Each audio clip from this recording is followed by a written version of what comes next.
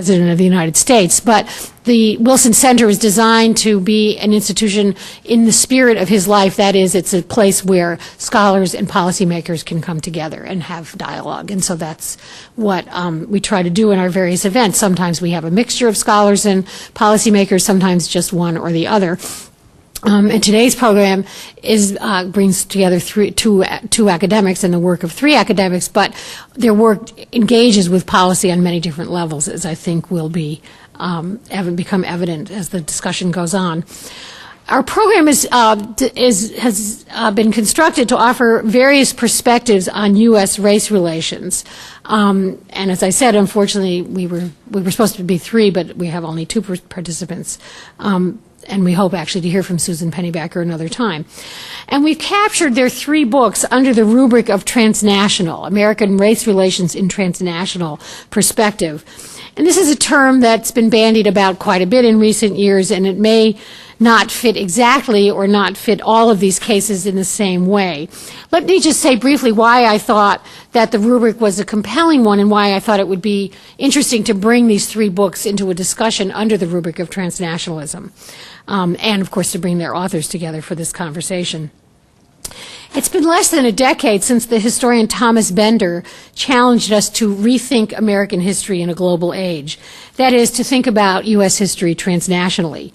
Conceptually, what this entails is breaking down the idea of nations as containers and viewing them instead as porous entities with protean, constructed, negotiated borders through which goods, people, ideas, cultures flow freely, regulations notwithstanding, in multiple directions and often asymmetrically. That is, it's not an even exchange between nations, but rather between different groups and conglomerations of power, of cultural capital, of all sorts of things going back and forth in many different directions. And while it's relatively easy to think transnationally, or it is if you give up on the idea that nations are fixed entities, it's much more complicated to write transnationally, to do transnational history or transnational studies, because this entails mastery of multiple national histories and a willingness to work in multiple archives, often in several different languages, and to put together stories from multiple perspectives. One of the reasons this is so difficult is because American academia, particularly in the humanities and the social sciences, is really based on a rather individualistic model of scholarship. That is, we assume that each scholar works independently. And so it's often very difficult for one person to master all the histories or to master all of the languages and skills that might be needed to do a particular study in transnational history. And I suspect that in the future there will be more work done by groups of people, by people working collaboratively, because I think this is the best way to do transnational history. But for that reason, the fact that we have before us today three works of transnational scholarship that were done individually by single people is really a tribute to their powers and their determination to do this kind of work. Now, critics of transnational history often say that transnational history is nothing new, that it's what historians and other scholars of international relations have been doing for years. But I want to make a distinction here. I would argue that even when IR scholars engage with multiple nations, as they almost always do, they usually do so from the perspective of a particular nation. A transnational approach, by contrast, seeks to decenter national and even international histories by adopting multiple perspectives, and while not necessarily keeping them in balance, at least seeks to give each one its due. Now, two of the books under discussion today, Andrew Zimmerman's Alabama and Africa, and Susan Pennybacker's From Scottsboro to Munich, fall squarely under the rubric of transnationalism. I'm not going to say too much about Andrew's book because he's going to describe it to you shortly himself, except to say that I really think it's a historical tour de force. Trained as a 19th century German historian, Andrew schooled himself in both African and African American history in order to do this project. And he also visited archives from Chicago to Berlin to Dar es Salaam in order to conduct the research that was necessary. He has produced a unique study that could not have been written otherwise, and I think it adds immensely to our understanding of all three histories, that is German colonial history, African history, and African American history. Susan Pennybacker's book traces the reverberations of the infamous Scottsboro trial, which took place in Alabama in 1931, and she moves from the U.S. to Europe, and by looking at the efforts of various groups of activists, including members of the Communist Party, she ends up showing how this one trial had implications for European racial politics leading up to World War II. Now, I'm not at all doing justice to her argument in this book with this very, very brief summary. I just recommend it to you to read it. It's a fascinating book and really incredibly well researched and narrated and explained in very complicated ways. As with Andrew, Susan's intellectual quest took her far from her usual field, in her case modern British history, to far-flung archives in Moscow as well as in the U.S. and the U.K. Again, hers is a distinctive and original piece of scholarship that could not have been produced or even imagined in any other way, and we are all the richer for her prodigious efforts. James A. Miller's Remembering Scottsboro takes off from the same infamous Scottsboro trial, but in this case travels as much through time as through space. Miller also looks at the involvement of the Communist Party in the perpetuation of the image and memory of Scottsboro, but he travels through multiple cultural domains in which the trial and its protagonists were invoked, recreated, and deployed for various political purposes.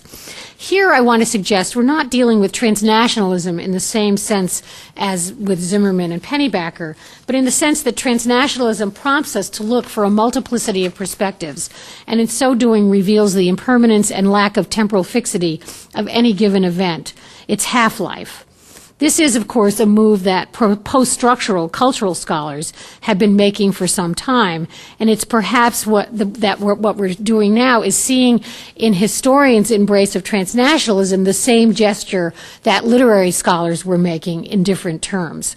At the same time, we might argue, what cultural scholars like Jim Miller are doing in books like Remembering Scottsboro is, in fact, writing a history of meaning. Well, before I get run out of the Wilson Center for lapsing into postmodernist chaos, this is a language and these are terms that are not used around here very often, but I hope you followed me at least a little bit in my little flight of fancy here. Let me briefly introduce our the two speakers who are here. You have fuller bios on the sheet in front of you. Andrew Zimmerman teaches modern German and transnational history at George Washington University. This is his second book. The first was entitled Anthropology and Anti-Humanism in Imperial Germany. Jim Miller also teaches at GW, where he's chair of the American Studies Department. He has published widely on race, politics, and American culture. Each of our speakers will have about 25 or 30 minutes to present his book, and then they may have a little colloquy together, and then we'll open the floor for discussion. So thank you again for coming, and let's welcome Andrew Zimmerman and Jim Miller. We'll move chronologically, so you go first. Okay, yeah. Great. Is this on? Yeah, oh, yeah, great. Okay, good. Well, thank you very much, Sonia, for that really nice introduction, and thank you to the Wilson Center for inviting me and giving me a chance, giving us all a chance to talk about our new books. It's very exciting.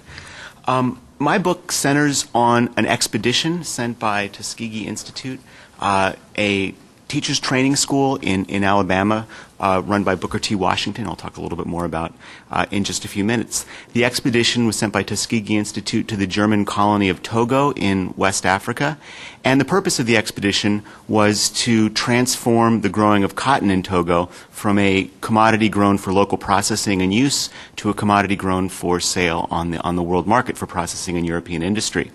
The expedition was led by a Tuskegee faculty member named James Nathan Calloway. He was a colleague of George Washington Carver's in the agricultural department at Tuskegee. The expedition also consisted of, at the time, first 3 students, and then later more students and graduates of Tuskegee joined, until ultimately 9 Tuskegee, either faculty or students, spent time in Togo setting up this expedition and this cotton program that then continued even after they had all left. The expedition was paid for by a group of German businesses and invited and sponsored by and worked closely with the German colonial government of Togo. The idea of behind the expedition, both in the minds of the German sponsors and also in the Tuskegee personnel who took part in it, was to reproduce the kind of cotton grown in the U.S. South, not simply by transplanting seeds from the New South or from the South to West Africa to change the botanical varieties of cotton, many had tried that before and all had failed. The idea was to transform not just the seeds, but also the social relations, and really the societies of southern Togo, to make them more like the New South. And I'll talk about what that meant in just a few moments. But I can say right now that what like the New South, as you might not be surprised to know, it was very different from the New South in the end. But one thing it had in common with the New South is that it was extremely coercive, involved a great deal of coercion in the production of cotton as well as in political rule. It also, though, looked like a great success. The Tuskegee, thanks to the efforts of the Tuskegee Expedition in cooperation with the German state, Togo did indeed become the first West African country, or colony at the time, to produce significant amounts of cotton that could be sold on the world market. And that really led the development, because other colonial powers imitated the New South. It led to the development of today's West African cotton industry, which most experts regard as really an economic disaster for West Africa and very problematic. But it was nonetheless a big success for the colonial powers that were interested in getting cotton out of West Africa. As Sonia said, I'm trained as a German historian, and I came across this expedition while reading documents in the German Colonial Office.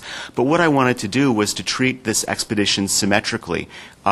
That is, treat each of the three countries involved in the expedition symmetrically. So to really write the expedition from the perspective of the New South and of the Tuskegee personnel, but also the larger structures of the New South that came kind of via German colonialism to Africa. To also talk about the German structured political and economic structures, as well as intellectual assumptions behind sponsoring this program, and then finally also talk about the African side of the story, and to present Africa not only as a place that had foreign political and economic ideas foisted upon them, but one in which the foreign political and economic ideas really entered in and intervened in a very historically specific crisis in West Africa between the end of the slave trade and the rise of European colonialism in West Africa. I really enjoyed one of the pleasures of doing this research was getting to travel to all the places I wrote about and to visit archives in all of these places. And it was a very enjoyable research process. And perhaps I'll talk about that a little bit as I go through, but certainly afterwards too. I'm delighted to talk about it. So what I want to do in the next few minutes is just talk about first look at Tuskegee and the New South, then look at Germany and Tuskegee, and then finally look at Africa and specifically Togo and Tuskegee. And then finally, after looking at the expedition, maybe Rashomon-like, maybe not, from each of these perspectives, then talk a little bit about the blowback, what you could call, and the internationalities that were created by this, because even though each country approached it with its own history, this expedition with its own history and traditions, it also, the experience of the expedition transformed those traditions in turn, but then also created new kinds of international networks of intellectuals, of workers, and of political elites. So first of all, Tuskegee and the New South. The person associated most with Tuskegee, not as many of you, maybe all of you know, is Booker T. Washington. Booker T. Washington was born into slavery. He went after the end of slavery. He studied at Hampton Institute, where he the first school that promoted a specific kind of what was called industrial education. Now, industrial education is not vocational training. It's often thought to be, but it's not. These schools, both Hampton and then Tuskegee Institute, which was later founded by Washington, were institutions. They were normal schools. They were training primary school teachers, African-American primary school teachers, to teach in African-American primary schools. And the idea behind these institutions was to impart not specific industries, but a specific kind of industriousness to African Americans, and specifically to working class African Americans. The assumption behind Armstrong and also who ran Hampton Institute, as well as behind Booker T. Washington, was that African Americans who had been forced to work in slavery now had to be trained to work in conditions of free labor. And part of this training didn't just mean to it was highly normative also. And the idea was to accept positions that were more manual, lower on the social scale, and than white collar work, for example, or than work associated with academic education. In 1881, Booker T. Washington, who was sort of a star student of Hampton, went and founded Tuskegee Institute in Tuskegee, Alabama, and it was in many ways a reproduction of Hampton Institute, but it's different also because it was run by an African American, somebody who was supposed to be, according to industrial education, very satisfied with subordinate social positions and sort of reproducing a racial hierarchy in the New South, and one that in many ways did, but in many ways, as I'll say in just a minute, also challenged those hierarchies. Washington became nationally and internationally famous after an 1895 speech at the Atlanta States and Cotton Exposition. It's a speech that was later made infamous as the so-called Atlanta Compromise speech, and interpreting that speech is very interesting, and I won't talk about that now. But what's important about it for what I'm saying now is that speech catapulted Booker T. Washington not just to national fame but also to international fame. One of the people in the audience at the time was the German agricultural attaché from Washington, D.C., but many others too. And the German agricultural attaché is important because he's going to drive a lot of this expedition that happens. Now, with that new fame that Washington won with this speech, and he won a lot of credibility and a lot of authority, and what Washington was able to do was to begin to conceive of a program that would not just reproduce the New South, as I think Armstrong would have wanted his student to do, but also to challenge the economic and social and political order of the New South. Now, this is a project that ultimately didn't come to fruition. This is a project that ultimately Washington ended up abandoning in favor of working with German colonialism. But I think it's worth seeing Tuskegee in this transnational context. I think helps see what was at stake and also why Tuskegee didn't become what it might have become. The next year, in 1896, the year after the Washington gave this speech, he hired George Washington Carver to head the agriculture department at Tuskegee, and sought to hire W.E.B. Dubois to found a sociological center at Tuskegee Institute. The controversy between Washington and W.E.B. Du Bois has been so important to understanding American and African American intellectual history that there's a tendency, I think, to project it back into the 1890s, when in fact Washington and Du Bois had a lot in common. Later on, after the turn of the century, as we'll see soon, they did not have a lot in common. But at this moment, they shared similar visions. Carver came to Tuskegee, and the idea behind Carver was not just that he would train Tuskegee students, but that he would produce new agricultural knowledge for African American farmers to allow them to get outside of the dependency of cotton growing and to begin to develop diverse agriculture that wouldn't reproduce the kind of trap of poverty and subordination that cotton growing did. So Carver famously worked on peanuts and sweet potatoes and other crops too. But the idea wasn't just to grow peanuts and sweet potatoes at first, but it was also, and many other crops, but it was also to transform the social structure of the New South.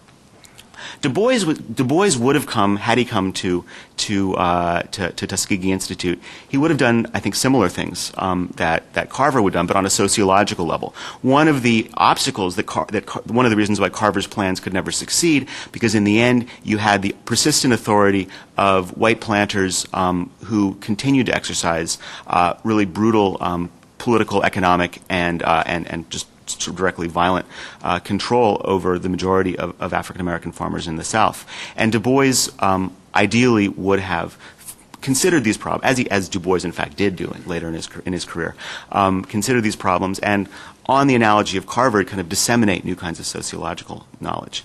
Students who went to Tuskegee also did not necessarily attend Tuskegee because they wanted to reproduce the discipline and authority of the New South, even though that was an important part of Tuskegee self-promotion.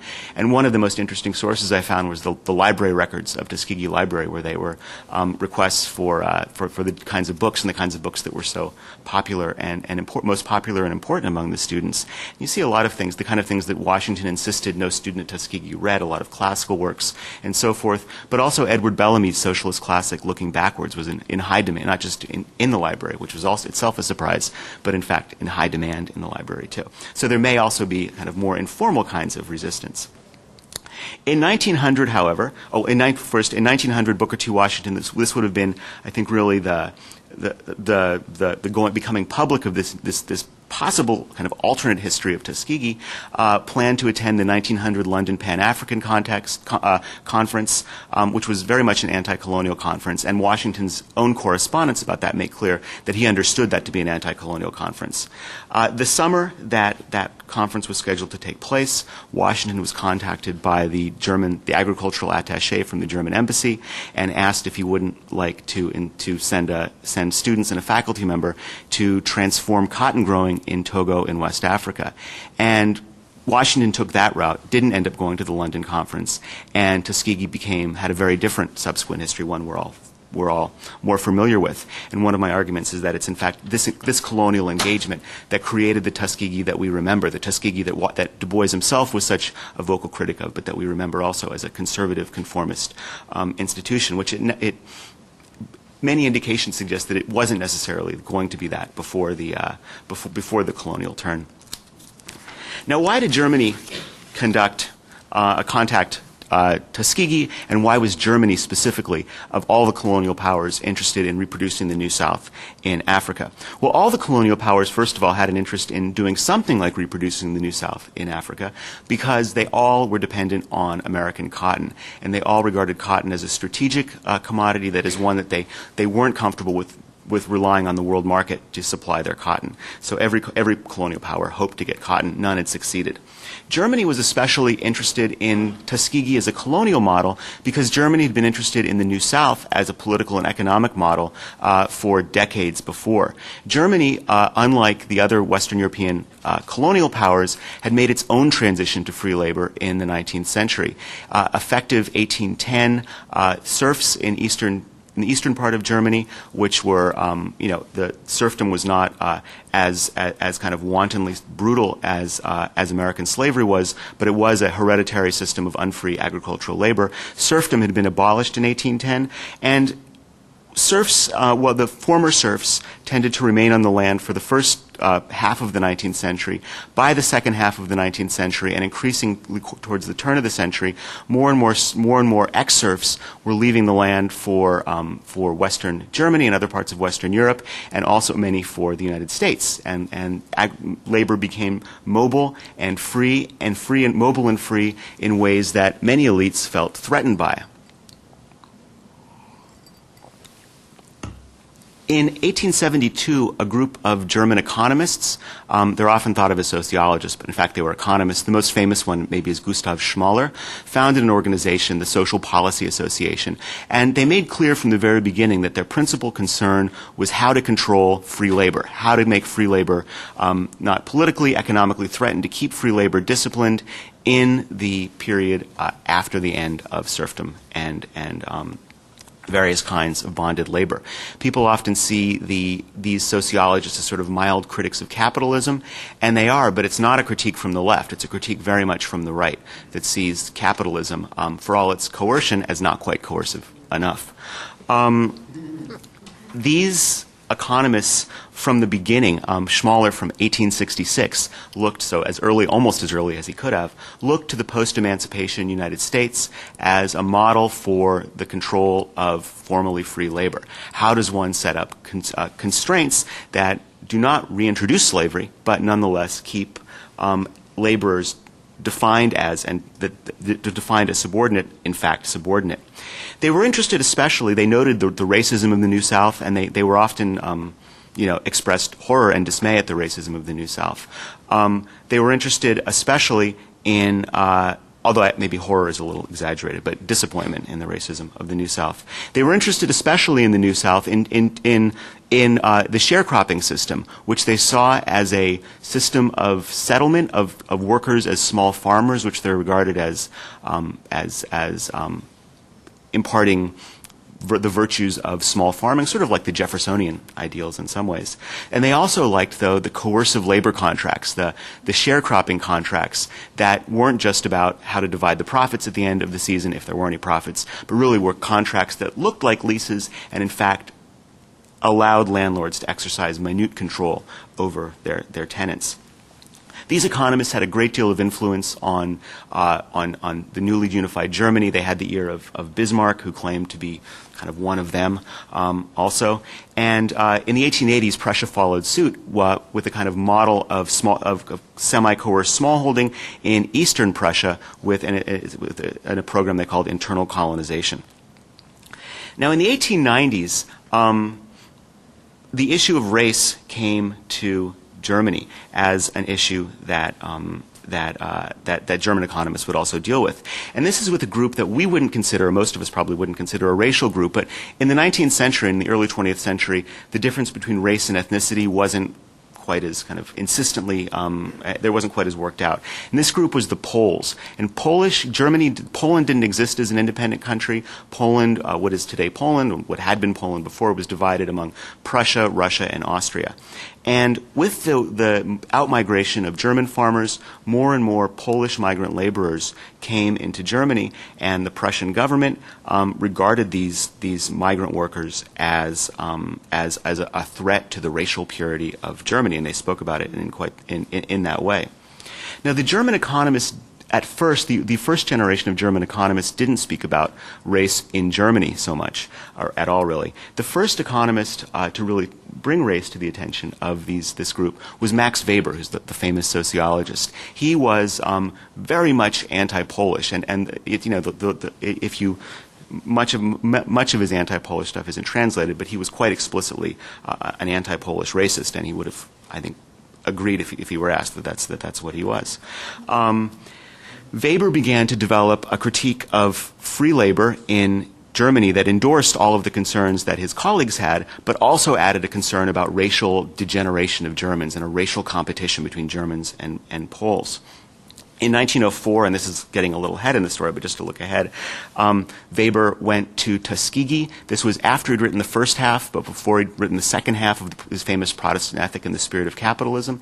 In Tuskegee, he said he saw things more important than anything he'd ever seen in Germany, and I think it's significant. We can trace how Weber's thought about African American labor control led to his own thought about labor and led to the Protestant ethic, which really is, it's a very rich text and has many aspects to it. But it's primarily a book about what makes people work, about the inner compulsion to work, and that's something I argue that he began to think about in serious ways in Tuskegee. A second expert on race in German sociology is an expert that had very different political intentions from Schmoller and Weber and the others, and that's W.E.B. Du Bois. It's well known that Du Bois he essentially did a PhD in Germany, although there were some technical issues at the end that meant he was awarded from Harvard.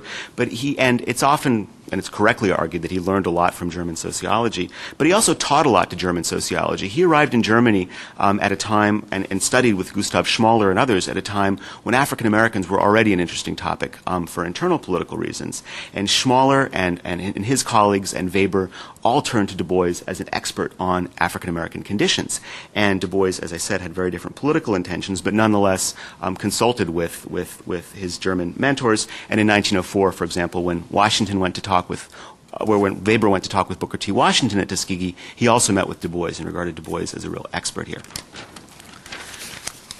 Well, what about Togo? The Germans wanted to create a new South in Togo. The Tuskegee Expedition members thought they could create something like a new South in Togo. Togo, however, was not a blank slate. That's sort of obvious and axiomatic, but it was not a blank slate in interesting historical ways. In the second half of the 19th century and the first decades of the 20th century, Togo was in a period of transition from one crisis through a period of a relatively good period to a period of another crisis. The first crisis was the Togo was recovering from the end of the slave trade still in the first half of the 19th century. It was so demographically devastating that Togo that was still recovering even in all the way through the first half of the 19th century, and surely into the second half as well. It was recovering from that crisis and also beginning to encounter a new crisis of European, and in their case, German colonial rule.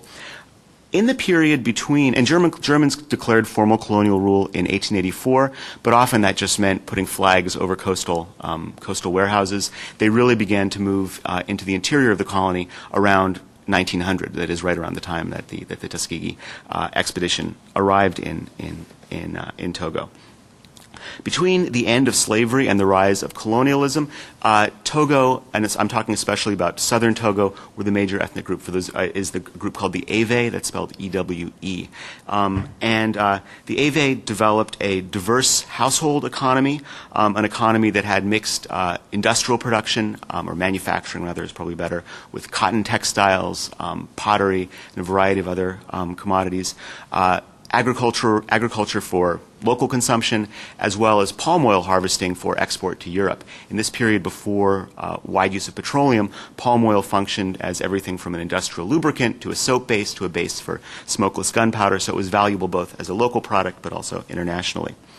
The economy was a household economy, and it was a kind of household economy that was diffuse and allowed a lot of individual autonomy. Togolese women shared a single husband and lived independently from that husband. So a single husband and wife group would be wives each with their own house, their own fields, their own economic activity, and their own children, and a husband who would have a similar situation. And they would be linked by gifts as well as by market exchanges. It wasn't there were aspects of patriarchy for sure, but it wasn't a patriarchal monogamous household. As we see, for example, at least as a norm in Europe and the United States at the same time. This pattern of political economy, this diffuse household political economy, proved to be economically and politically resistant to German colonial rule. It was hard to make Africans economically dependent on German colonial rule because they were economically independent, because palm oil was valuable and in itself, and it was also difficult, therefore, to establish German political rule. There's some indication that African men, perhaps under the influence of missionaries, or perhaps they began to work with missionaries because of this demand, wanted to assert more patriarchal control over in the household, and that's another kind of conflict we see that led some African men to cooperate with the German colonial state.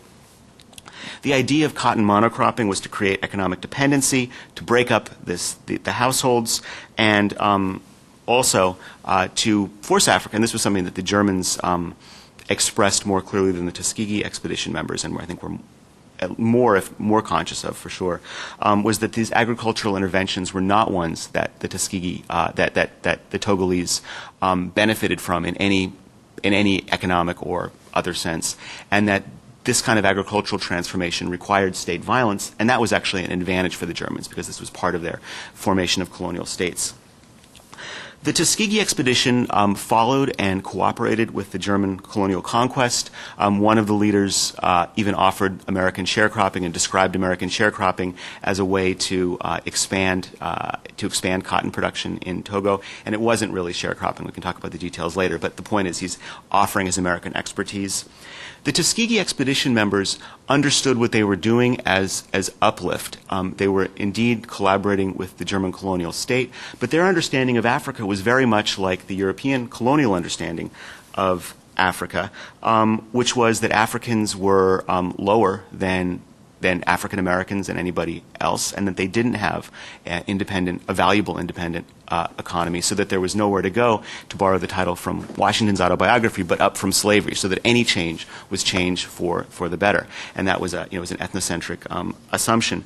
What we see in the in Togo is then a kind of success of cotton output, but a kind of success through failure. A failure that really, a lot of the plans didn't work, but the violence that was exercised as those plans failed did indeed make it work. And in a way, that's a lot like the New South itself. Well, I'm going to just finish up in 2 minutes and just really talk about the internationalities the internationals that were created. We see two kinds of mobility here. We see a mobility of elites and ideas. I've talked about some of them, some Booker T. Washington, W.E.B. Du Bois, Max Weber, the sociologist Robert E. Park, the Gold Coast, that's modern-day Ghana, intellectual and lawyer J.E. Casely Hayford, Woodrow Wilson in a small role, not a very flattering one, I have to say, but nonetheless a role. The danger of a living memorial. Yes, exactly. E.D. Morel, the head of the Congo Reform Association, all interacted with each other either directly or only one step removed. We also see, though, a mobility of workers. We see African-American workers both in slavery, in slavery and after slavery. We see the Polish migrant laborers moving inside of Germany, but then many also to Chicago, where they became members of the working class in Chicago. We also see African workers either moving away from the German colonial rule, but also working as clerks, as porters, which doesn't sound like which was a relatively well-paying job, certainly compared to cotton farmers. So we see a lot of kind of mobility. And it's really the workers' mobility that led the mobility of intellectuals and elites. One way was that elite attempts to prevent workers' mobility. That's kind of the motivation certainly behind Hampton Institute, also behind the German sociologists, and in a sense, in preventing workers' mobility. They necessarily followed workers' mobility. We also see elites trying to profit, both in terms of gaining power and economic wealth, from the power created by these new international migrants and the wealth created by these new international migrants. And also we see gradually at the beginning, but much more in the work that Jim Miller and Susan Pennybacker write also, radical elites trying to work to follow these movements, these internationalities, and really to create something transformative and liberating and emancipatory. Thank you very much for listening.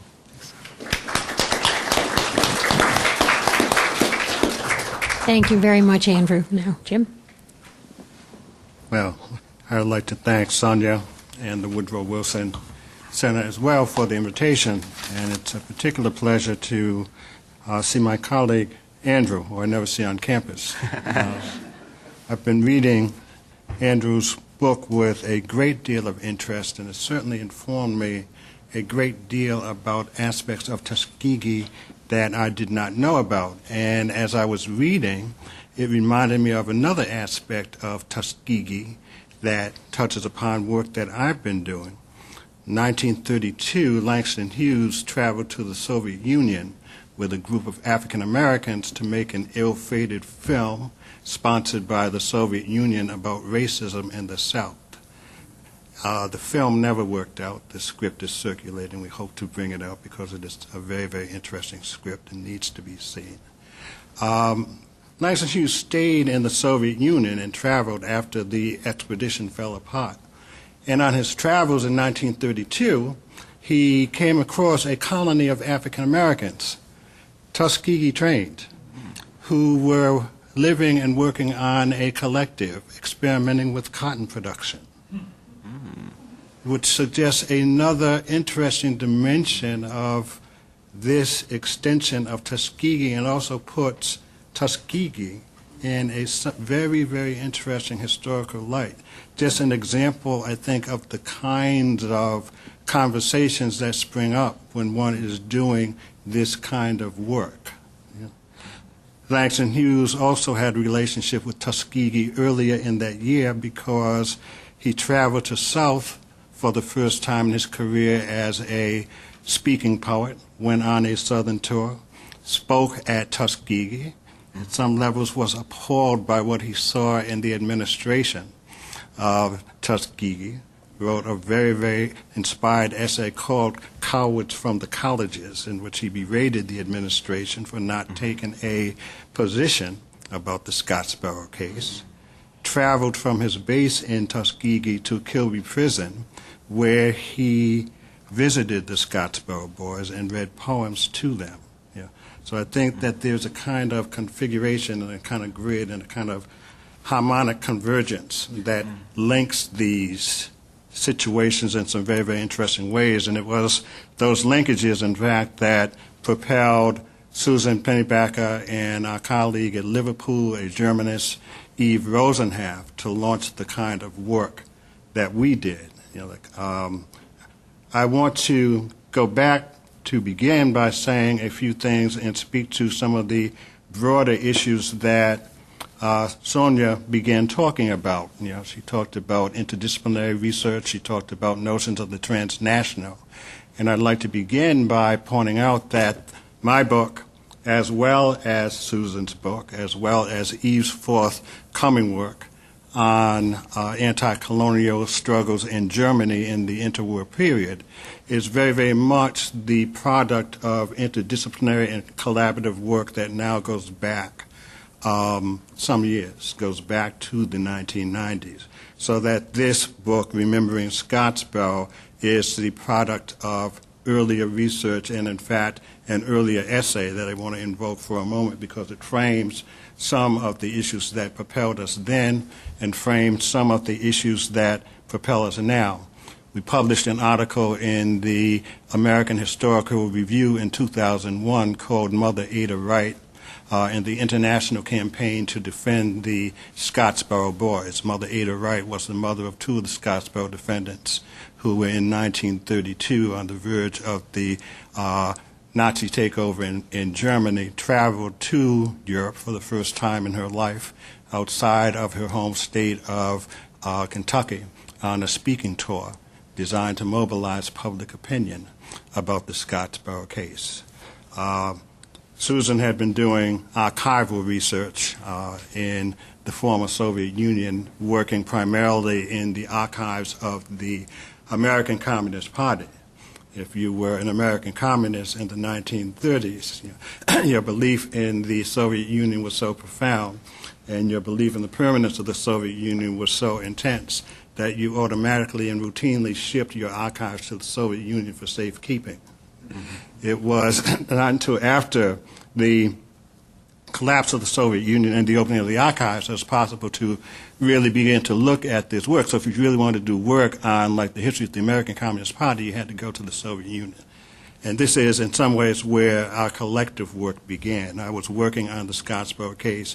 Eve was working on the issues of anti-colonial struggle in Germany. We decided that we would join our forces and see where this archival research took us. So I want to read a few things from that article because, as I said, it frames the kinds of methodological concerns that drove and continue to drive a great deal of our work, which is not finished yet. First, a few facts about the Scottsboro case itself.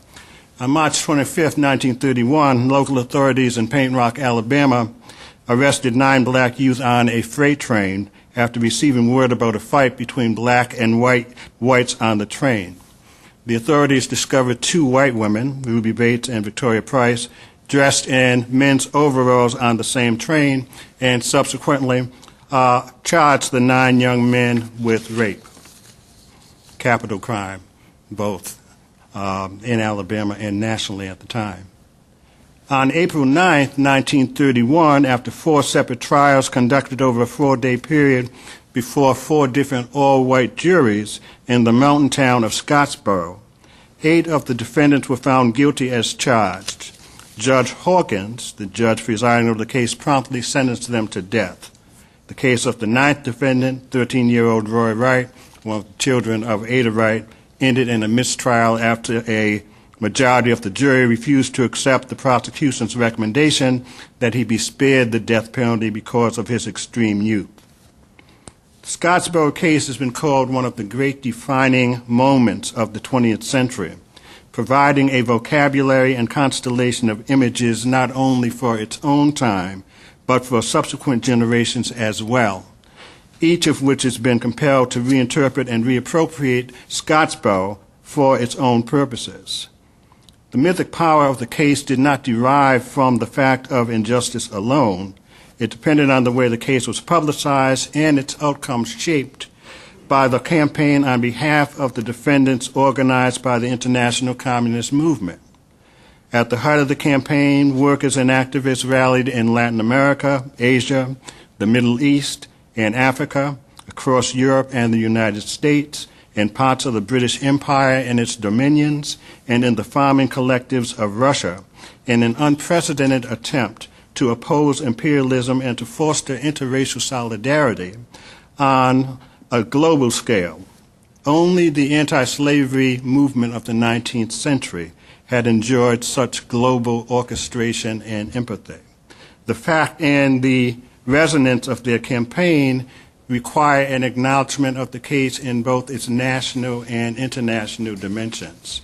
That was the starting point of what we have tried to do in our various works. We've tried to document and interpret the dynamics of the International Scottsboro campaign as a central episode in the global racial politics of the 1930s.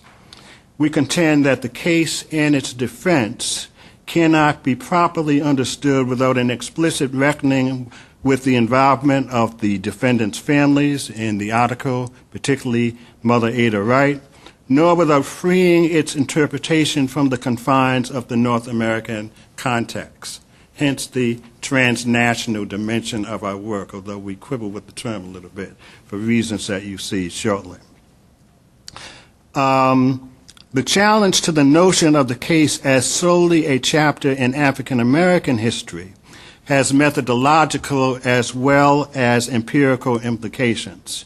Scottsboro was an episode that intruded on various national histories, and a study of its international dimensions demands that we too intrude, so that we see this collaborative work as the result and the product of a series of sustained conversations, dialogue, and arguments, ferocious arguments among Europeanists, Americanists, and African Americanists, and insist upon the necessity of that kind of dialogue and exchange as the basis of the work that we're trying to push forward, which is one of the reasons that I find Andrew's work so incredibly stimulating, because it begins by talking about the absolute necessity of positioning America, Afro-America, Germany, and Africa to make this product work. So we welcome you to our collective. Thank you. Our effort to reconstruct race as a category of language and action in the wider Euro-American context and beyond, especially in ways that acknowledge blacks as historical agents rather than simply as objects as scrutiny, which is another point that Andrew is making, that to see how this pattern works, you have to insist upon the primacy of African American agency as one key term of the narrative that he's telling. Thereby offers a new perspective on several national histories. Ours is an exercise in recovering a black presence in Europe before the onset of global conflict and reconsidering the American case in the light of it and vice versa, so that we are trying to enter into some kind of dialectical exchange between Americans, Europe, and African Americans to again create a certain kind of narrative. But here, where global racial politics also encounters proletarian internationalism, historians need to find new ways of seeing and accounting for individuals and movements in terms of identities that are complex and open-ended and sometimes contradictory. This approach is not the transatlantic or the diasporic in the sense in which these terms are often currently used, nor comparative work in its conventional mode. It does not argue that Scottsboro transcended the boundaries of national political cultures or managed to evade differences of spoken and read languages. For example, it does not trace the migrations back and forth of peoples of color in ways that free notions of race from specific historic locations within these national cultures. It does, however, disrupt a comparison of nations that sometimes assumes a national identity as the sole defining identity for any historical actor. We place the pursuit of an international constituency at the heart of an investigation that crosses boundaries and language, holding constant the people of the story and the episode they're involved in. Whites and blacks interact, and the narrative which centers on the journey of Ada Wright through Europe in 1932. we suggest that there's a way to write about an international political culture in the 1930s that is different from either the history of the communist movement or the history of the colonial others. Europeanists and Americanists both need to rethink issues of race. And if Susan were here, she would insist that in the European context, the issue of race needs to be seen not as an epiphenomenal issue, but as central to the ways in which we talk about European history and beyond. This, as a problematic, Europeanists and Americanists both need to rethink issues of race, not simply in terms of imperial presences and interactions, but also in terms of the bedrock history of metropolitan political cultures. And I think Andrew's very, very illuminating discussion about the ways in which Poles was seen as a race in the 19th century European context underscores the case that we're trying to make. So I really do welcome that insight very, very much. As a problematic, it is here to stay. So that remembering Scottsboro takes the Scottsboro case as its point of departure. And it talks about the development against the case in contemporary terms against the backdrops of the ways in which I argue the ghost of the civil rights movement continues to haunt American life and the American imagination.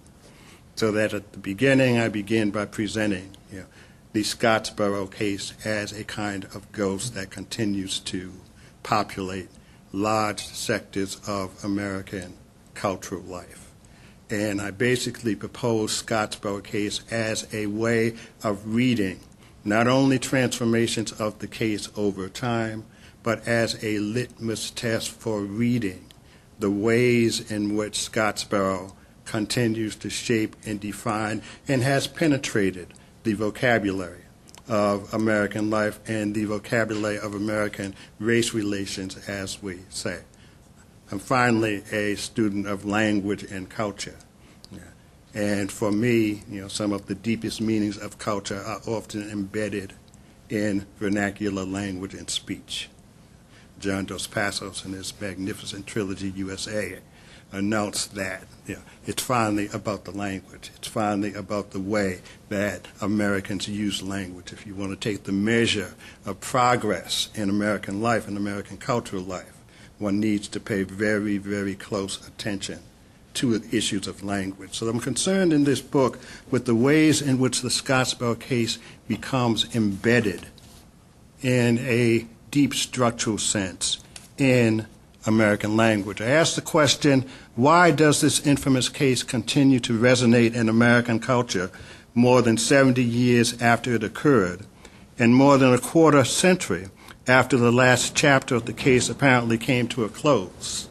The case does not officially resolve itself until then Governor George Wallace gives a pardon to the last of the Scottsboro boys, Clarence Norris, who's been living anonymously in New York City, living and working for many years, raised a family up there. Finally, through the intervention of the NAACP and lawyers, works out an arrangement in which he can finally come back and get his justly deserved pardon. Clarence Norris flies back to Alabama in 1976, sits in the plane on the tarmac for 2 hours before he decides that it is possible for him to get out of the plane and go to receive his pardon, but he does. And the case officially comes to an end. But why does it continue to resonate? And how does it continue to resonate? And what does that resonance mean? I'll just give you a quick example.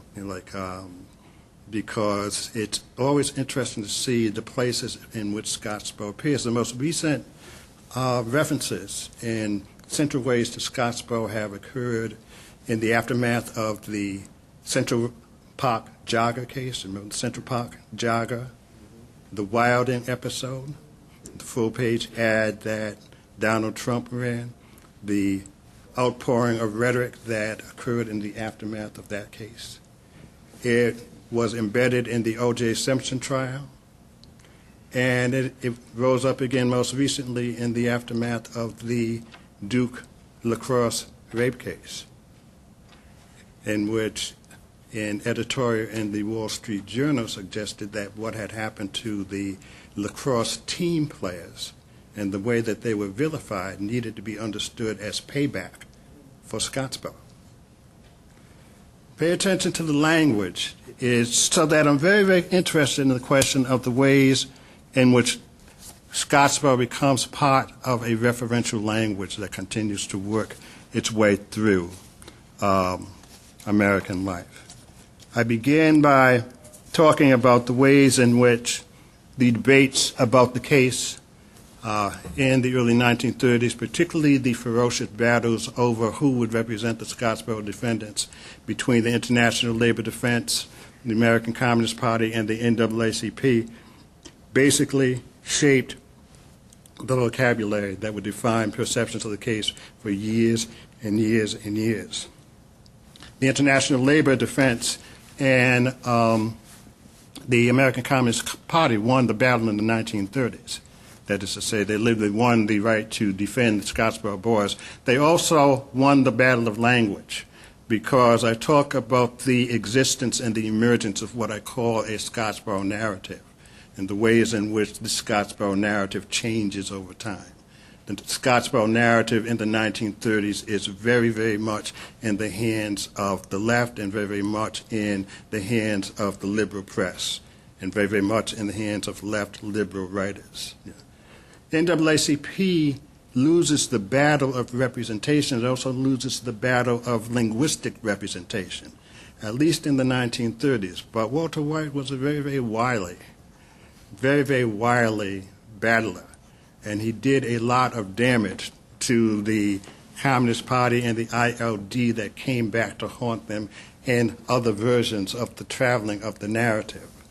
So it's about the narrative, and it's about the ways in which the Scottsboro narrative shifts and the ways in which it undergoes various permutations as it moves from the 1930s, as it's refracted through the hands of a range of poets ranging from Edna St. Vincent and Millay to Countee Cullen, to Muriel Rukeyser, to Kay Boyle, to a range of other significant poets in the United States, some in the United States, some in Europe, through its appropriation by the flamboyant heiress to the Cunard fortunes, Nancy Cunard, through the 1940s, refracted through the lens of the powerful works of Richard Wright, Scottsboro in film, Scottsboro in various art forms, Scottsboro through the Cold War, and I wind up talking about a final resting place. I'm not sufficiently postmodern, to believe that stories do not take a form, or that they do not have deep meanings that do not change, or that these narratives continue to form and reform endlessly. So in my last chapter, I talk a great deal about Scottsboro and its final resting place in the United States, and I argue that its final resting place in the United States is in Harper Lee's To Kill a Mockingbird, and that in To Kill a Mockingbird, Americans continue to get their Scottsboro even when they are not aware that they're getting their Scottsboro. Let me just read a brief comment from that section.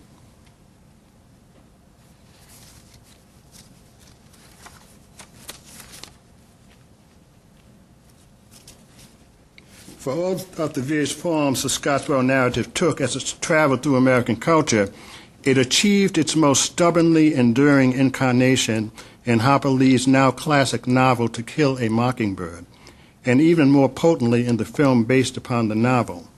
To call these inextricably connected works the final stage of the Scottsboro narrative is not to deny that the historical case continues to engage the imagination of artists, playwrights, novelists, and filmmakers. It is simply to acknowledge that in early 21st century America, To Kill a Mockingbird is more and more frequently taught, if not read, in creative tension with the 1931 Scottsboro case. and that for many Americans, their encounter with the images of the film, their encounter with the case occurs through the pages of Lee's novel or through the images of the film, even when they are not aware of it.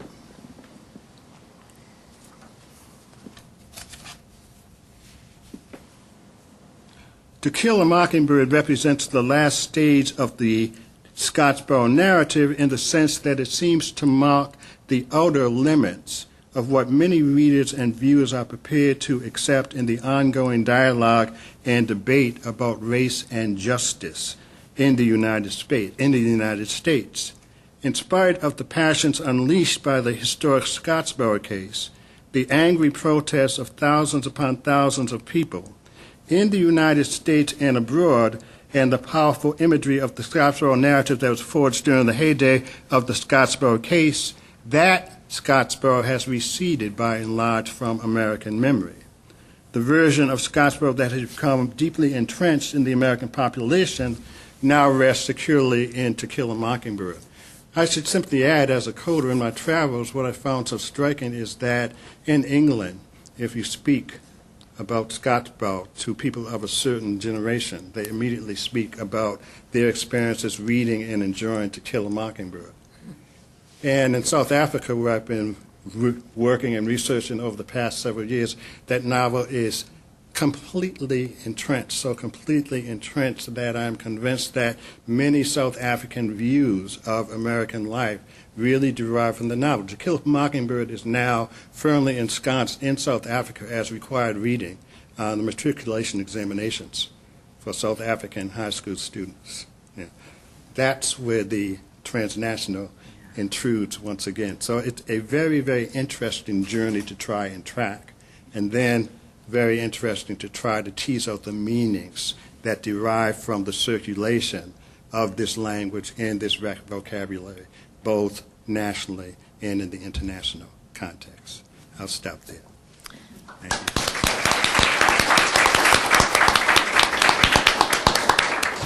Thank you both for these very rich discussions of your very fine work. Well, the floor is now open for discussion.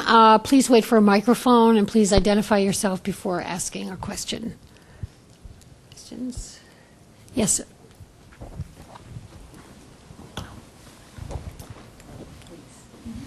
Hi, I'm Alice O'Connor I'm from Santa Barbara, but I'm here now. In any case, Jim, it's great to see you, by the way. It's been a while.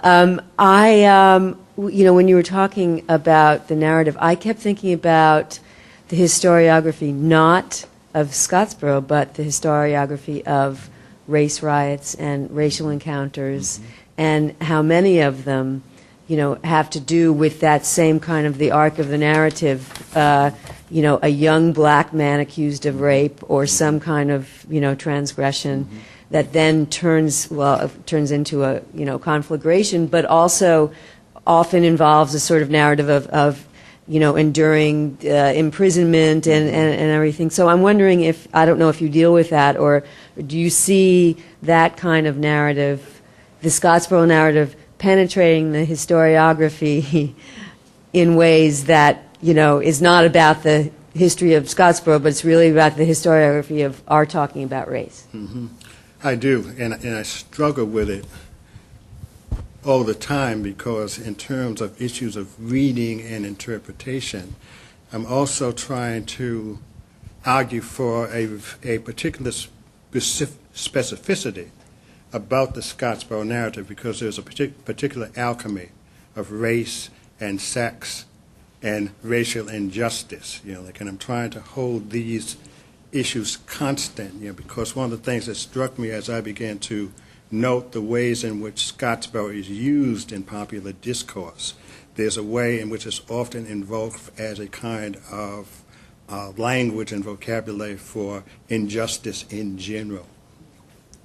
But I think to read Scottsboro in that way neither does justice to historical specificity or any notion of progress that we may be able to glean in the lives that we live in this country. And I think that what is embedded in all of these discussions about race and justice is also attitudes about progress.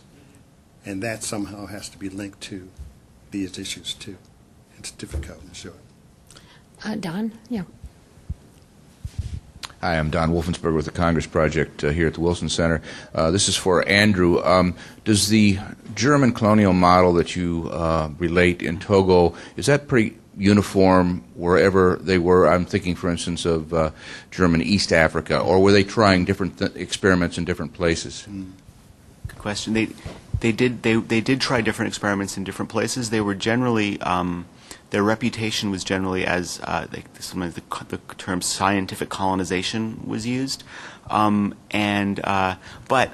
East Africa had a little bit more of a plantation model, at least in parts of it.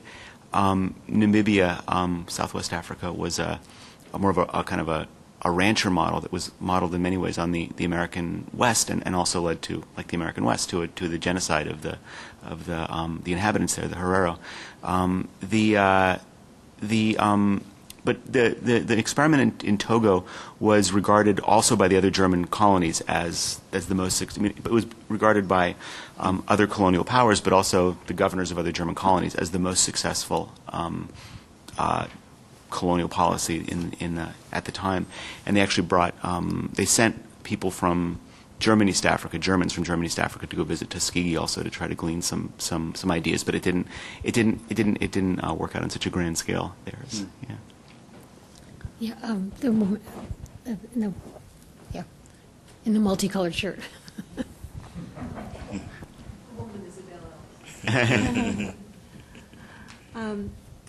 One of the things Could you please that introduce yourself? Adele Alexander, I'm a colleague of both Jim and Andrew, and Andrew and I have talked at length about Tuskegee and the issues that are involved with both of our work. But my own work is dealing with early African American consuls and African Americans abroad, and this whole issue of transnationalism comes in there as well. And one of the things that's always asked of me is whether how these African Americans perceived themselves and are perceived. These Andrew described them as the elites from that crowd. How are they perceived, and how do they perceive themselves when they are outside of their own country? And I think that may have some resonance with Hughes and with the Scottsboro boys. My other name, I forget. Ada Wright. Ada Wright. Yes. With both of those, so how does that identity shift when they are out of their own country? That's an important question for me, because for the term transnational, I often reinterpret that in terms of what I call translation. Not only linguistic translation, but cultural translation, political translation, so on and so forth. That's to say that when African Americans moved from this context, when Ada Wright went to Europe, she was received in ways that made it clear to us that any place that she went where empire was or had been, there was an antecedent frame of reference, right? Often derived from notions of slavery and anti-slavery. One of the most fascinating things that I also learned from Andrew's book is that this brilliant connection that he makes between cotton and Negroes as the model for the model production that he's pursuing. As a cultural historian, that to me lays bare the basis of minstrelsy. Cotton, Negroes equals minstrelsy. And minstrelsy continues to be globally one of the dominant means by which African Americans are perceived, right, in particularly the European context. So it's not just American attitudes about race being transported, there are other antecedent attitudes already in place, right, that are also translating and providing the lens through which the appearance of African Americans are perceived. So that if you look at some of the press reports of Ada Wright's speeches, there will be attempts to present her work in people's notions of dialect. And those notions of dialect derive from where? They're not coming from the States in quite that way. Or when in Germany she's going through and there are demonstrations in which people are trying to perform the plight of the Scottsboro boys, they are often, again, drawing upon minstrel productions. So I think it's a very, very complicated question of also trying to see what's in place about race in the places where African Americans are traveling. Could I just follow up on that just briefly? I mean, there's this myth that African Americans are received more tolerant, with much greater tolerance in Europe. I mean, so but you would it seems like you wouldn't agree with that. I wish Susan were here. Yeah. Well, we'll have to bring her. We promised to bring her in too. But I mean, she's one of the things that Susan does, and from Scottsboro to Munich, for example, is talk about the ways in which, certainly in England, the English are constantly reverting to the images of minstrel shows. So she's carrying a tape of people singing doo-dah, doo-dah, and translating over and over again. You say. There was somebody here. Yes. Yeah.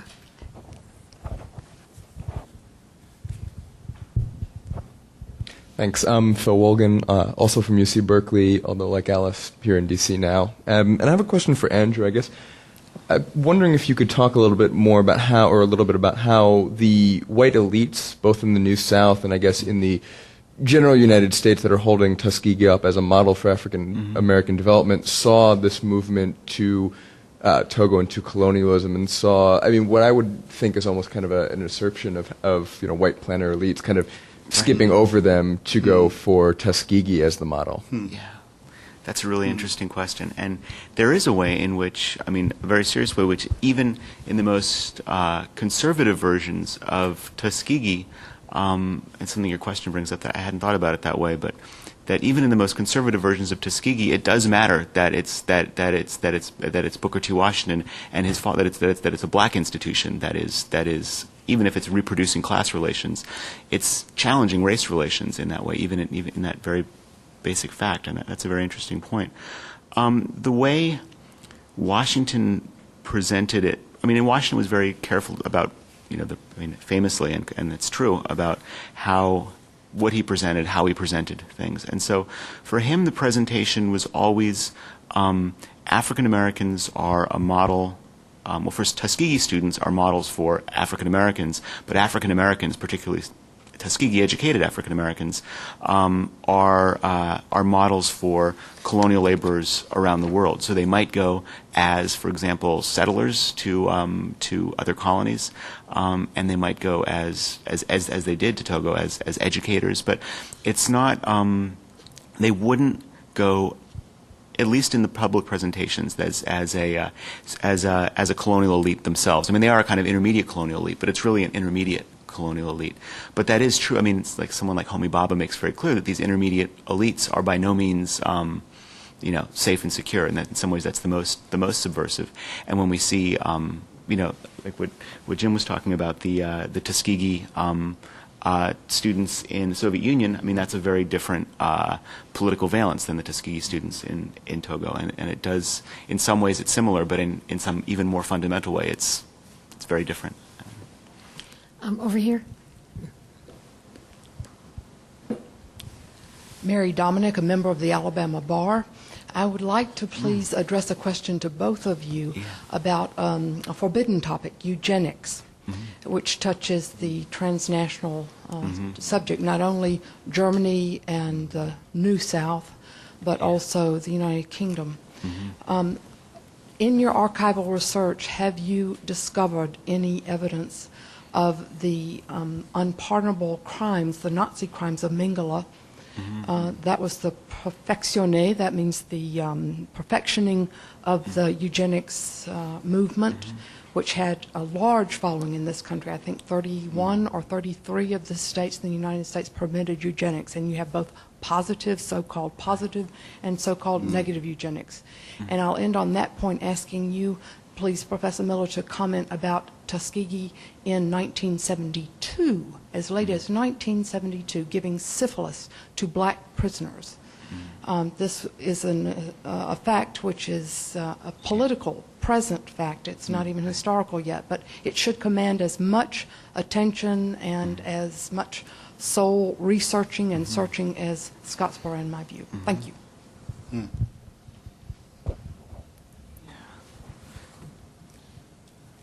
Well, I'm speechless. Tell me more. You mean the Tuskegee experiments? But that had nothing to do with Tuskegee's. Yeah. And was it also, I don't know the extent in colonies that human beings were also experimented upon under the rubric of eugenics. Right, right, yeah. Selective breeding or punishment for those who were either handicapped or deemed not fit for society. Right. Allegedly committed. Right. Maybe I'll talk about in the colonial context. The kind of eugenics that we associate with the Nazi, the negative eugenics with the Nazis, was, as far as I know, not practiced, or in any case not practiced in any significant extent in the colonies. But positive eugenics absolutely was, in the sense of trying to not just to, I mean, there was an idea of, through what was understood to be biological means, creating a healthy laboring population. But those things determined to be biological are often not really biological. I mean, it's a settled population, so it's one that doesn't that's dependably near where its labor is demanded. For example, it's a differentiated population. It's not mingled with. It's very clear who the leaders are, who the white leaders are, and who the workers of color are, and also the different ethnic groups are sometimes kept separate, sometimes not. It depends on the colonies, but it's very much a model. It's well, one of the ways, I mean, I think of it is, the Tuskegee model. What was read into Booker T. Washington's speech about the two races in the U.S. being as separate as the fingers, but one is the hand in all regard to all things related to economic progress. That's a quote from him. That in the colonial context, it becomes, not just two fingers, but multiple fingers. And there's an idea elaborated in the Chicago School of Sociology, in Max Faber's work, and in the colonial context too, of having races. Multiple races distinguished primarily as kind of economically specific, but also geographically specific, politically specific entities. And in that, it functions like the language is often eugenic. The practice is more like social segregation.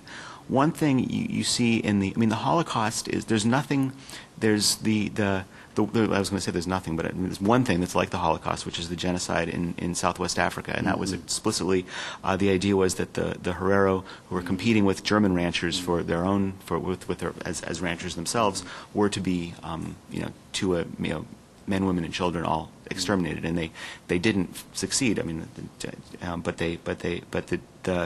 for a year the German general tried. The question, one of the hot questions in German history, one of the important questions, is how much did the colonial experience influence the Nazi occupation of Europe? And a lot of great work is being done now. In that, Wendy Lauer has a book about a couple years old about German colonialism or German occupation in the Ukraine, I believe, and how that was colonial. And there's some work on that. But certainly, the language and the way the Nazi occupiers talk about how occupied Poland is going to be divided into a Polish, a German, and Jewish sectors. That kind of language sounds very much like segregation, and it sounds a lot like the American experience, which in turn sounds a lot like the colonial experience. So it's definitely lots of feedback, maybe so much so that it's hard to isolate cause and effect that way. Yeah, right here. My name is Stephen Shore. Two questions for Mr. Miller and anyone else who chooses to answer. I've always been fascinated as to why the Scottsboro case was hardly atypical in its time, why this one case got such a hold on the international mind that lingers to this day, and two, Suppose you have an alternate history where the Communist Party does not take over the defense. What would have happened then? Let me start with your second question first. Scottsboro boys were scheduled to be executed July 10th, 1931. It seems pretty clear to us that had there not been the kind of public outcry that occurred in the aftermath of the sentencing, that the Scottsboro boys would have been executed. We have no doubt about that. This was, and that's one of the reasons that we emphasize in our earlier essay the extent of the orchestration on a global scale. Secondly, we agree, that this was not atypical by any means. We also point out in the 2001 essay that one of the things that distinguished this circumstance from others was the level of organization that was already in place. We have a wonderful quotation from correspondence among Communist Party leadership, in which after the declaration of the 1928 Declaration of the Comintern, which places African Americans on the front burner of Communist Party policy in the United States and in the South, in which someone in the party leadership says, if we can find a case, we will Sacco and Vanzettiize it across the world. They are on the ground. Like the documents, the archival documents that we worked out of were District 16 and 17, where Communist Party organizers are working intensely. There are people on the ground. So when the case breaks, particularly in Chattanooga, which is a deep center of CP organizing, there are people who immediately spring into action. Send telegrams, contact people in New York, contact the parents, mobilize other sectors in the South, so on and so forth. But it is an extraordinary, and I think one of the, and I absolutely agree, even now, we constantly sit back and say, it's quite extraordinary in the early years of Depression and the early years of fascism and the early years of global misery that this case could evoke such human empathy and sympathy. Really quite extraordinary when you think about it retrospectively. And that's what makes it unique, because these kinds of cases are in fact legion. John Britton and others know. Was there a first question? Or There were two. two? Or what was the first one? It's old, and then what? I think Professor Miller answered the second. Okay. The second was an alternate history where right, okay. ACP spearheads the defense. Okay. I guess if I've understood your response correctly, ironically, it might have cost the boys their Sure. lives. Sure. All right, thanks. Mary, yeah. In a way, Introduce. Mary Fredrickson. I'm at Miami University of Ohio and here at the center right now. In a way, Jim, you referred to my question in your last answer. As you were talking about Scottsboro, I was thinking about, I certainly don't disagree with you about the centrality of Scottsboro, but I was trying to think of a case, another similar case, and Sacco and Vanzetti is what came to mind as another central sort of organizing case in American history and society. And I wondered, as you were working on Scottsboro, how frequently or infrequently in your own mind, or in fact in the history of the two cases, do they touch or intertwine? Oh, they touch and intertwine a great deal of the time. Ada Wright was followed throughout Europe. There were reports routinely filed upon her speeches from different capitals. There is a telegram in which one embassy asks, in effect, how do we respond to the growing public furor around the Scottsboro case? And the response from the State Department is basically use the same vocabulary and language that we used when we responded to Sacco and Vanzetti. It's very, very much on the minds of people who are both orchestrating and monitoring the case.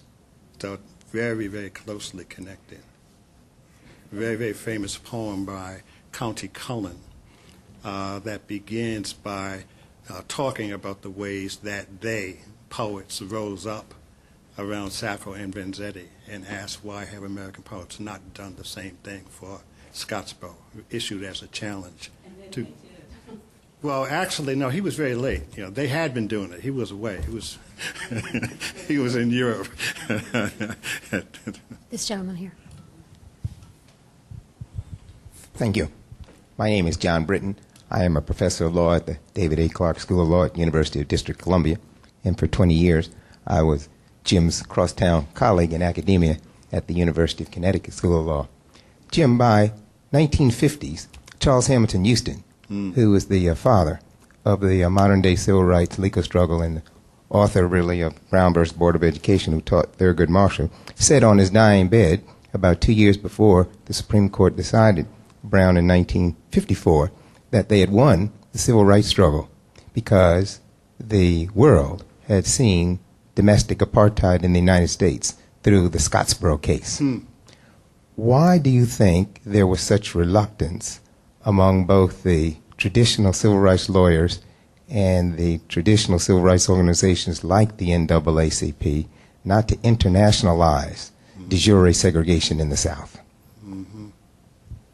In terms of the particulars of the case, you know, John, as well as I do, how systematic the NAACP was in its approaches to the cases that would take, particularly in the 1930s. And I also always feel compelled to point out, you know, like particularly when students ask me that question, that the NAACP in 1931 was a very, very young organization with very, very limited resources.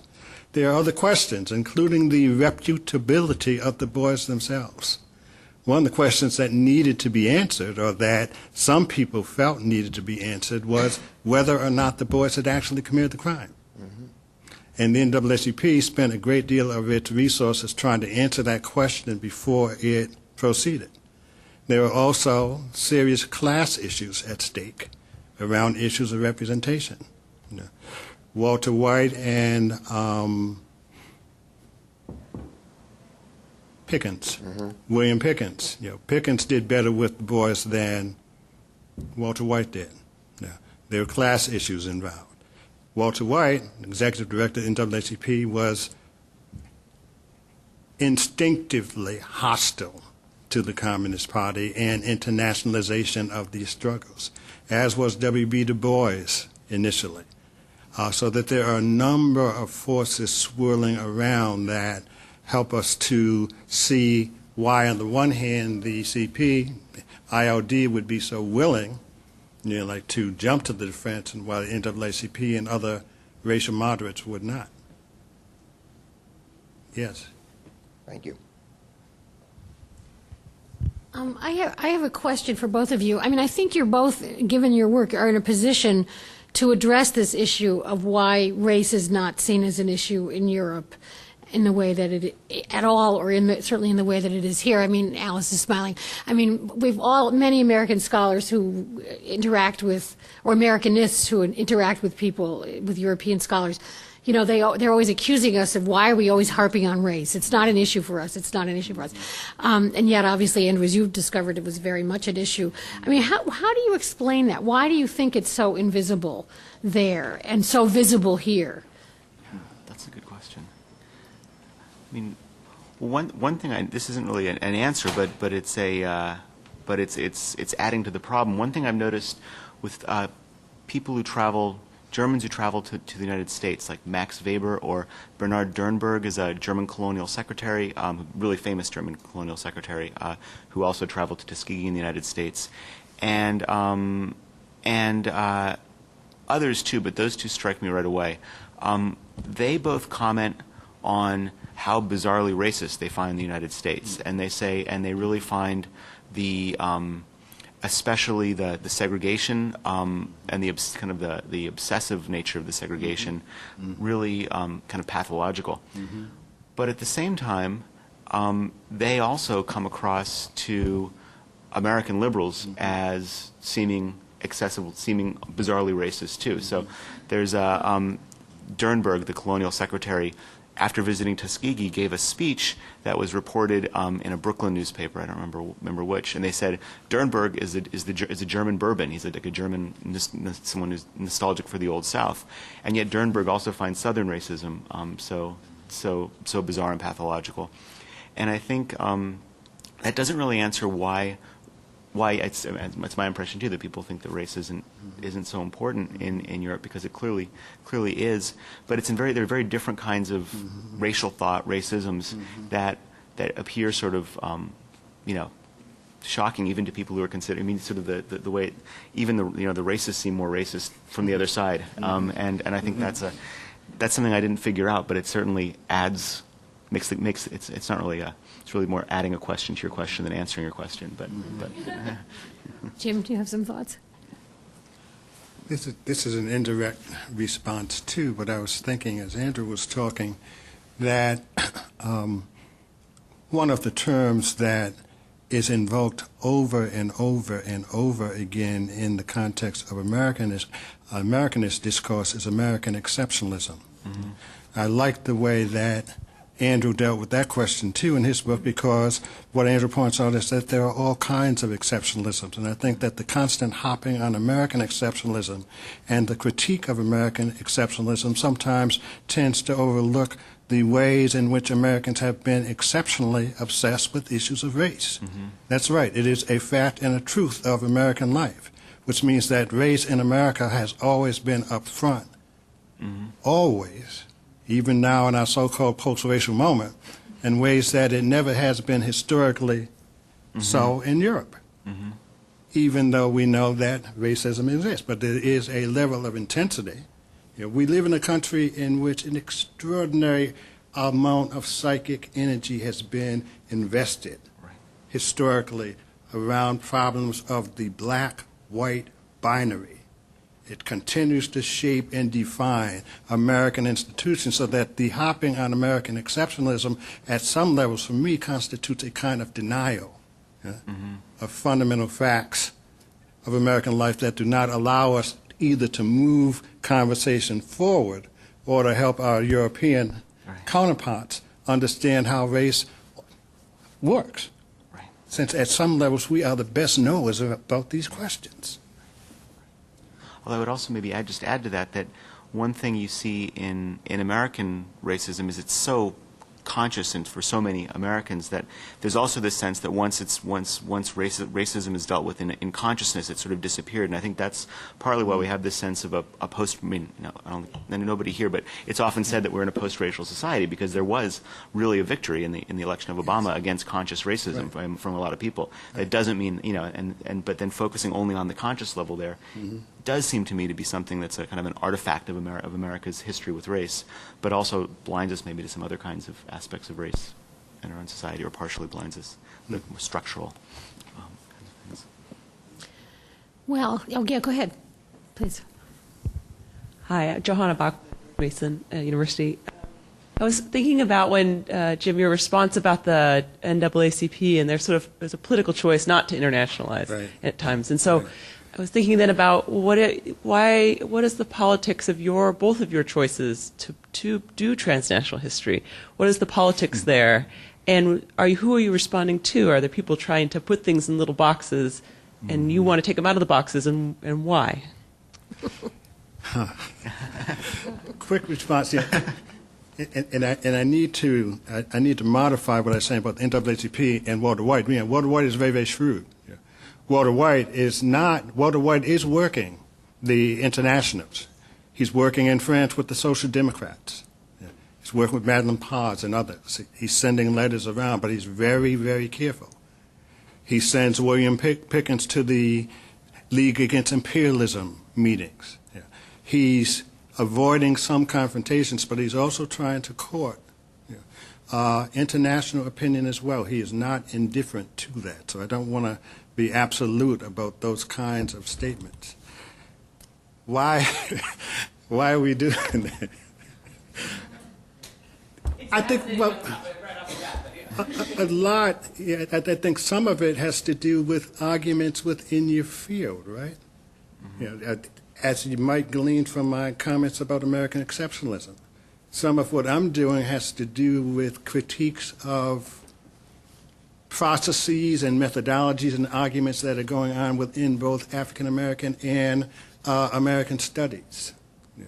I have questions about, for example, the ways in which the vocabulary of diaspora helps to clarify certain historical processes.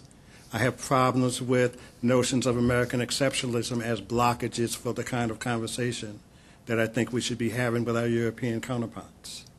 I'm still trying to figure out the ways in which we talk about notions of global interaction and global exchange from the point of view of what I think I'm doing as a literary cultural historian. One never knows.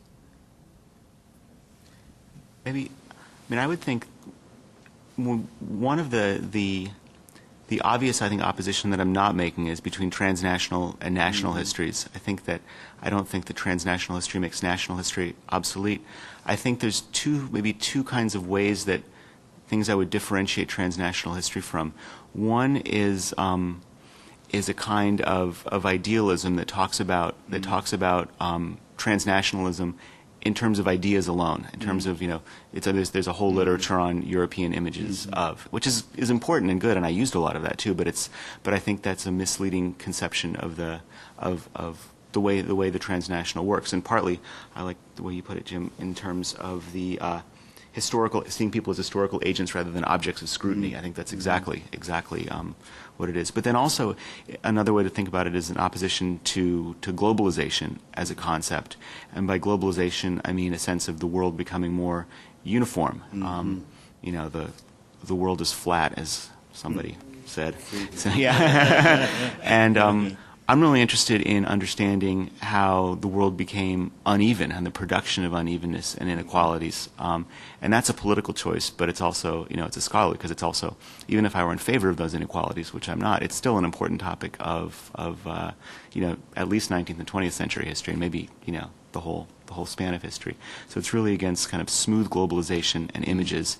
And national history, I would hate to see national history go away, also because that's also important and not in any way antithetical to transnational. Well, after the Great Volcano, there may be a resurgence of national history. Yes. less of a desire to go and work in foreign archives. Well, yeah, please go ahead.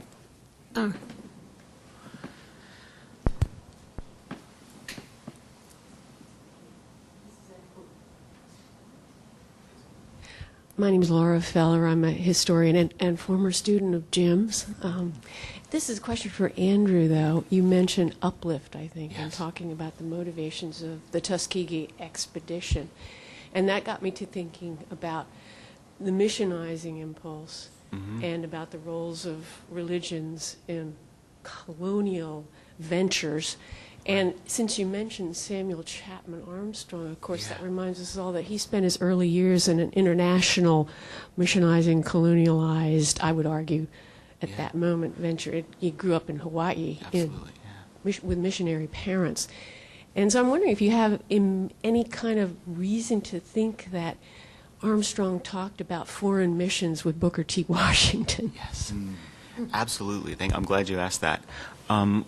Missionaries are both, they're really just interesting place to look at colonialism from. For Armstrong and for Washington, the fault of the foreign mission was that they focused too much on approaching salvation through the word, and then rather people should focus on the virtues of hard work, which would kind of lead from that kind of a base superstructure model. The base was hard work, and the hard work would eventually lead to Christianization, and that was the Tuskegee model too. So Tuskegee set itself up on the one hand as a missionizing organization in Togo and globally, but it was kind of missionizing by focusing on work. And there was some story that Washington liked to say that that some traveler in Africa met somebody who was fully Christian but had never met a missionary, but the person had, I forget, been working in some regular way and had kind of spontaneously become Christian. The missionaries themselves are partly endorsing that, but partly also challenging that. One of the attractions for an African to become a missionary or to go to a missionary school is not to become a farmer or a better farmer. Often they're actually learning to be worse farmers in terms of if the goal is to be prosperous. But it's to learn precisely those things that lead to upward mobility and also political subjectivity, and that's specifically writing. There was a English language press, especially in Gold Coast, but it was published in Gold Coast, but it was really international. And people went to missionary schools, even in Germany, to learn, large part to learn English. And the German missionaries said they had to teach some English or they would have no students. And that's really a kind of subversive use of the mission by mission students and possibly by missionaries too, but certainly by the students. Well, thank you very much, audience, for all your good questions, and thank you so much to our presenters for sharing their books with us, their research. This is one of the first in what I hope will be a series of discussions about transnational scholarship or not transnational scholarship or challenges to transnational scholarship, but I think it just opens up such an interesting way of thinking about rethinking about things that we thought we knew a lot about. So we're really very grateful to you for being here. The copies of the books are for sale outside, and I'm sure our guests will be happy to sign them. Please make sure you're on our mailing list. If you're here, you probably are on our mailing list, but if you heard about it from a friend, there's a list outside, so please sign up. And thanks again for coming.